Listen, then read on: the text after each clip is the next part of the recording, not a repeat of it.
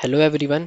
आज इस ट्यूटोरियल में बताऊंगा आपको अगर आपका गेम ग्राफिक्स कार्ड यूज़ नहीं करता और जब भी आप गेम प्ले करते हैं तो आपको मैन्युअली उसको सेलेक्ट करना पड़ता है। तो आज इस वीडियो में बताऊंगा आपको आप उसको परमानेंटली इनेबल्ड कैसे कर सकते हैं। सबसे पहले आपको मैनेज पे आना है अपने।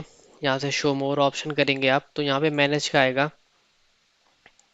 आपको यहाँ से मैनेज ओपन करने के बाद में यहाँ पे आपको एक डिवाइस मैनेजर का दिखेगा। आपको ये डिवाइस मैनेजर पे डबल क्लिक करके ओपन करना है और यहाँ से आपको एक डिस्प्ले एडेप्टर्स का ऑप्शन आएगा और यहाँ पे आपकी दो ग्राफिक्स है इंटेल की जो कि इनबिल्ट है और ये एनवीडिया की ग्राफिक्स कार्ड है। सबसे पहले आप इसको राइट क्लिक करके इसको यहाँ से अपडेट करेंगे।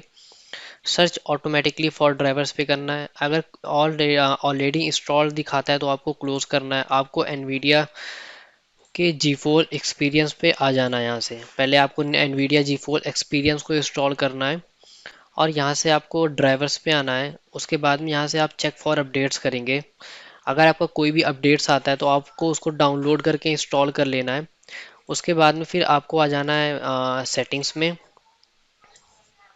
सेटिंग्स में आने के बाद आपको आ जाना है सिस्टम पे और यहाँ से आपको दिखेगा डिस्प्ले का ऑप्शन। आपको आ जाना है ग्राफिक्स पे। ग्राफिक्स में आने के बाद में आपको यहाँ से जो भी आपका गेम है जैसे मान लीजिए मुझे यहाँ कॉल ऑफ ड्यूटी का करना है। जो भी एप्लीकेशन है आपका सभी एप्लीकेशन आपको यहाँ पे शो हो जाएंगे। आपको सिंपली जो भी एप्लीकेशन को सेलेक्ट करना है और यहाँ से आपको ऑप्शंस पे जाना है। जैसे कि आप ऑप्शंस पे आएंगे तो यहाँ पे आपको इंटेल का ग्राफिक्स दिखेगा और आपका एक एनवीडिया की जो कि एक्सटर्नल ग्राफिक्स है वो दिखेगी आपको। तो आपको यहाँ से हाई परफॉर्मेंस वाली ग्राफिक्स पे सेलेक्ट करना है और यहाँ से आपको सेव करना है।